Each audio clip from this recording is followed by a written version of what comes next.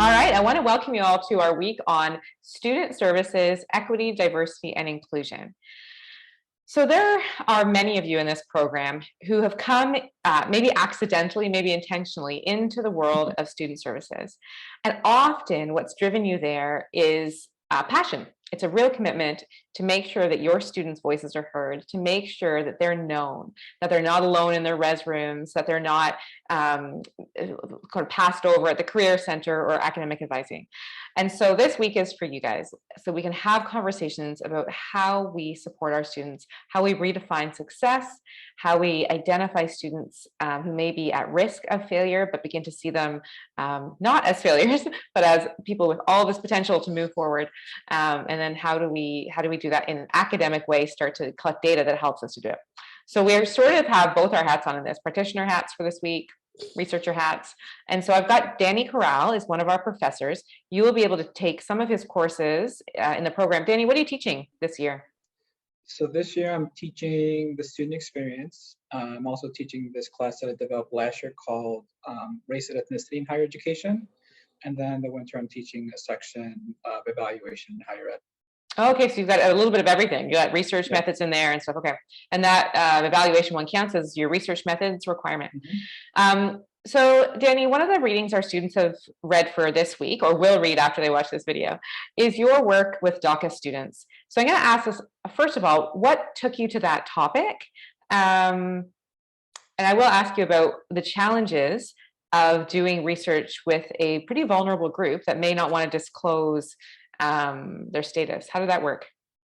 Yeah, so I think, my interest in undocumented students and DACA students in particular really come from my own upbringing. So, I grew up in Chicago.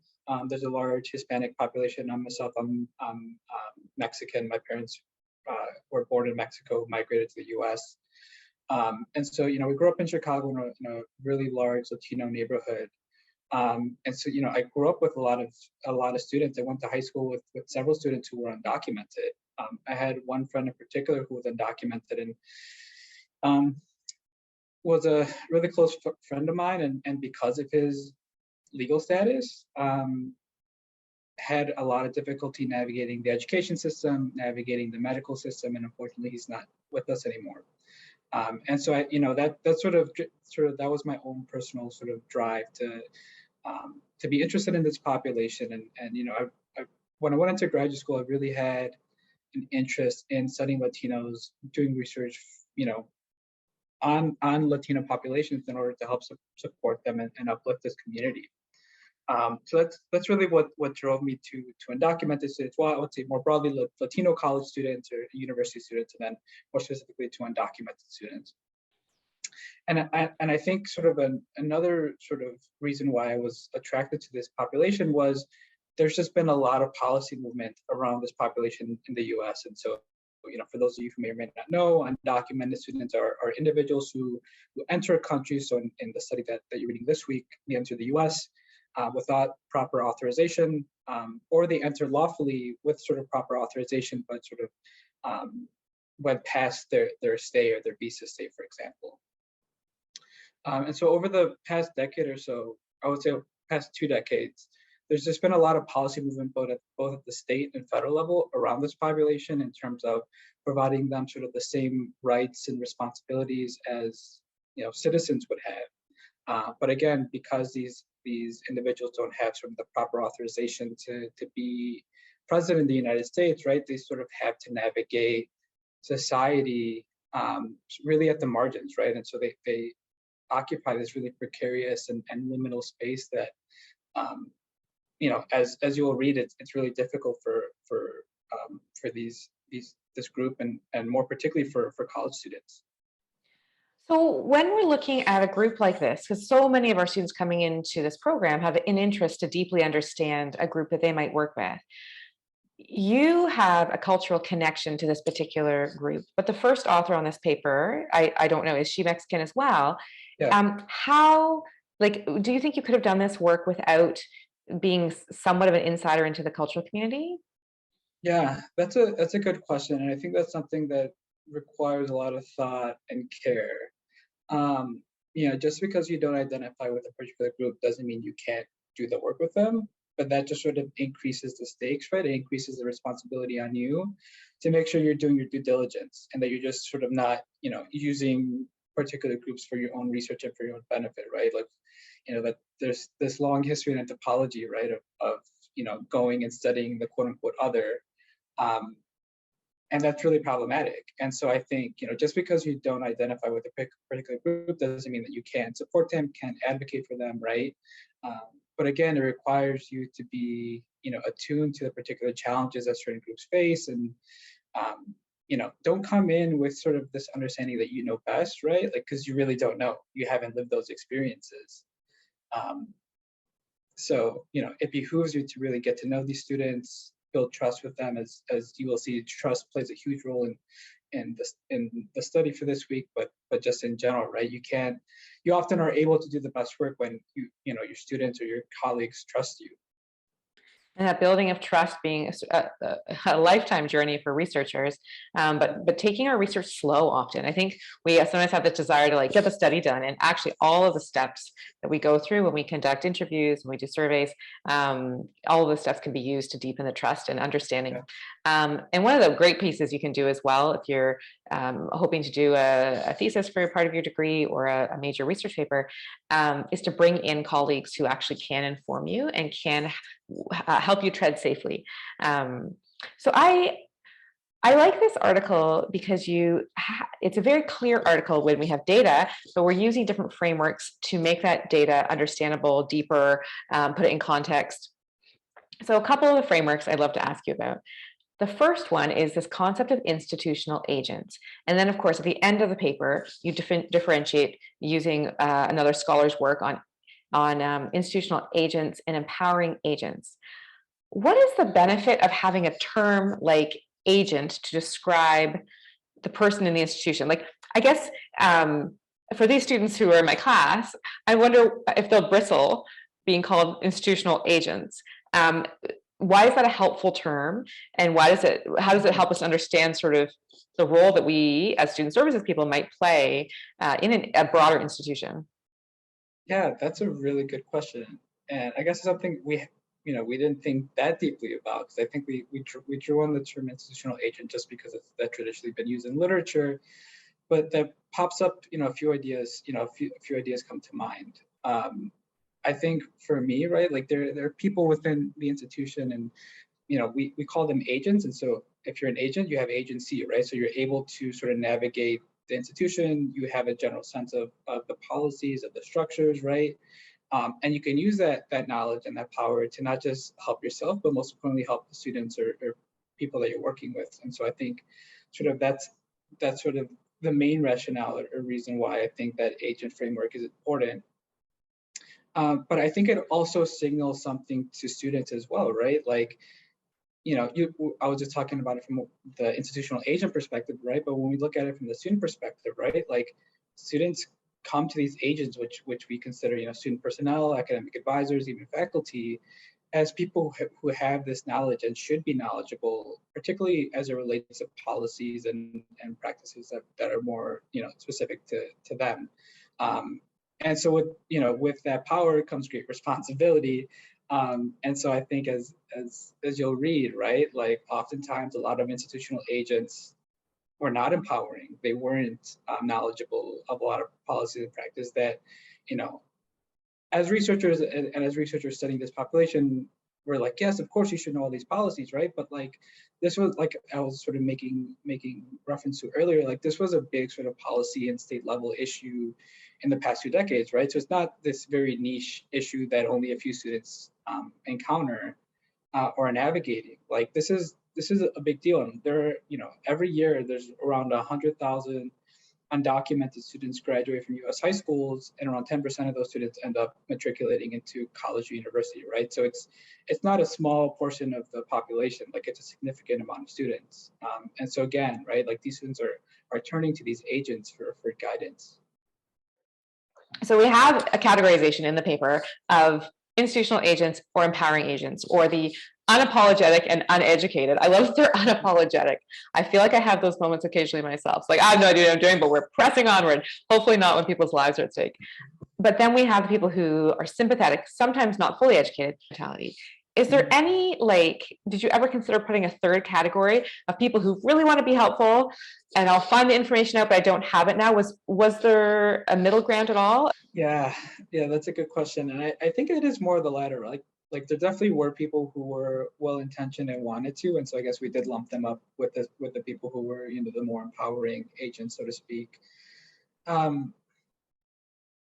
Yeah, but it's challenging, right? Because when we think about student affairs professionals, like it's not like these professionals have a lot of time on their hands, right? Like there's a lot of competing demands, and so yes, we're focusing narrowly on undocumented students, but there are several students that they have to be working with at once, and so that's not to say like, oh, these student professionals that the students were talking about were these totally bad people, right? But like, you know, going back to like the notion that these students look up to these professionals, like it's often because they're not just are they undocumented, but they're also first generation college or university students, so they're the first people in their family to go to college or university, and they just don't know how to navigate it. And so I guess in many ways the stakes are a little bit higher for this population, but so it was the expectation for these students to expect the student affairs professionals to really know what the deal is with their situation, help support them. But yeah, I mean it's a difficult thing for these professionals to navigate, right? Because they have a lot of competing demands and not enough time, and certainly not being compensated enough. But yeah. Yeah, and I think the example for me is when the student's being charged out of state tuition. And so it's like, well, we don't have a form that you can switch because you're in or you're out. And like they literally don't fit the categories the institution has developed to administer students. And at that point, you have the institutional agent themselves sits between systems that they didn't necessarily create. And so what's so cool, I think, about this particular program that our students have just entered is that they're hopefully most of them have a 10 to 35 year career ahead of them, that they'll actually be able to make some of that change. And so one of the things we want you to do in this program is to begin to think through what you have control over, and as you take on progressive leadership throughout your careers, what systemic changes you can make, because it's pretty exciting to have that, and it's pretty necessary when you see some of these stories in this article. And just because you're not able to change something now doesn't mean it can't be changed, right, at a later time. Just to give you a little bit more insight on this project, like, we started this project in 2016. That was, a little, a while back. But just looking at the progress that a lot of these agents and a lot of the institutions in our study have made, like, a lot of it's not public, but a lot of these institutions have started like private scholarships for undocumented students, right? And because they're public, they can't really be advertising these scholarships, right? But if you're an agent and you work at an institution that offers these scholarships, right? Like, 5 or 6 years ago, you may have said like, actually, we can't help you, but because of the work of these agents, because of the people who are trying to, enact meaningful change, they're making post-secondary education more accessible for this population. I love those stories. I feel like those are the stories where we feel like we're part of a giant ship that we can't move, we can't turn it, and we say, actually, I can control this little piece over there. It's exciting. So in the program, a lot of these students are going to come across the concept of theory, right? And I see them wrestle with it legitimately, what the purpose of theory is, how we use it to deeply interpret our data, how we use it as an explanatory power. So I always encourage them in this class to experiment. So I really like this paper because they can see how you've brought in critical race theory as well as social capital theory as two ways to say this is the background of the context, or the context of what's happening in this study. And critical race theory is a really important one that students are going to come across again and again. What I'd love to hear for this paper is you use the term Latino critical race theory. Is there something broader or an extra dimension that the Latino perspective has added to the framework of critical race? Yeah, so critical race theory has its roots back into legal studies, and it was really brought into the field of education by Gloria Ladson Billings in the 1990s. And sort of the crux of critical race theory is really challenging, racial inequalities and helping, like you said, provide some explanatory power as to why we're seeing the racial disparities that we see in the U.S. and Canada and elsewhere, right? And so, so there's some main tenets of critical race theory, such as like, race and racism, or, race is a natural part of society. Racism is also not aberrational, right? Like, there can be sort of racist incidents happening every day. It doesn't have to sort of be this sort of one-off thing. And certainly structures within US and Canadian society sort of have sort of structural racism embedded into our society, right? So, so on average, right, like society is not, sort of to say it straightforward, right? Like we live in a racist society. So that's sort of the crux of critical race theory. But, at the same time, there were also these sort of offshoot branches of critical race theory. So we have like lag crit, disability critical race theory, or a variety of different offshoots, right? And so I think, what Latino critical race theory offers is, it draws on a lot of the main tenets of critical race theory, but it also provides some unique sort of explanatory power specific to Latino populations, right? And so we think about Latino communities in the US, right? A lot of these populations are immigrants, right? They migrated to the US. They often may not speak English. They may be speaking Spanish as their first language, right? And so really considering all those other aspects, in addition to the main sort of tenets of critical race theory, really help us think about, help us think about sort of our data in different ways. And so, there's one sort of quote that we provide in the study where a student really felt a little bit more empowered when one of the institutional agents was able to speak Spanish and connect with their family, right? And so like that's an example of sort of the importance of language and how that can really help, alleviate barriers that students and families may encounter as they navigate higher education. And I will also have one more plug, is that if you're interested in CRT, I have a couple weeks on it in my race and ethnicity class. So I'll plug my own class once again. No, absolutely. This is the point of the intro class. I want the students to understand all the opportunities that exist for them. And I know so many of our student development cohort comes in wanting to know this, wanting to know, how do I begin to understand my students' positionality in this institution, where the way they hit these racist structures, and how do I become an agent that can both challenge that and research it. So I want them to take that course. Danny, I want to thank you so much for joining us for this week. Danny will be our guest speaker to answer some of your questions. So please ask questions. You can ask, I always feel like people try and create these like manufactured questions when they come into class and want to sound smart, but really you can ask a question like, I don't totally get this piece of critical race theory, or I don't understand social capital, like why do we do this? So really asking the things that we just don't understand, and those things always exist in a master's degree. They exist for me. So come on and ask your questions, and we'll hang out with Danny. Thanks so much.